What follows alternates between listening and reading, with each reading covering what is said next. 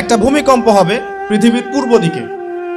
পৃথিবীর পূর্ব দিক মানে এই যে ভারত, পাকিস্তান, বাংলাদেশ, শ্রীলঙ্কা, ইন্দোনেশিয়া, ঠিক আছে, এই সিঙ্গাপুর, এই যে কন্টিনেন্ট মালয়েশিয়া, এটা পৃথিবীর পূর্ব দিক।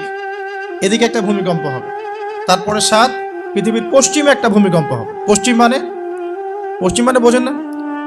পশ্চিমা বিশ্ব না, সৌদি আরব না, পশ্চিমা বিশ্ব, ব্রিটেন, ফ্রান্স, জার্মানি, তারপরে রাশিয়ান কন্টিনেন্ট, হ্যাঁ, ইউক্রেন, এইদিকে আপনার আমেরিকা, এই পুরো পশ্চিমা বিশ্ব, এখানে একটা ভূমিকম্প হবে বড়। এবং এগুলো এমন হবে যেগুলোতে ভূমি মাটিতে ধসে যাবে, মাটিতে ডুবে যাবে। ভূমিকম্প না, ভূমিধস। 8 পৃথিবীর মাঝখানে মধ্যপ্রাচ্যে একটা ভূমিকম্প হবে, যেখানে আমাদের সো কল্ড আমিরুল মুমিনিনরা থাকে, যারা আমেরিকা এবং ইসরায়েলের বন্ধু, এদের এখানে একটা ভূমিকম্প হবে ইনশাআল্লাহ।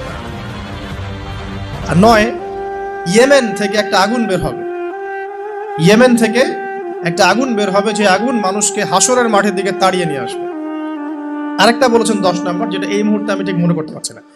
তো এই 10টা আলামতের কথা নবী সাল্লাল্লাহু আলাইহি ওয়াসাল্লাম বলেছেন, না হওয়া পর্যন্ত, এই 10টা আলামত না আসা পর্যন্ত কিয়ামত হবে না। ঠিক আছে।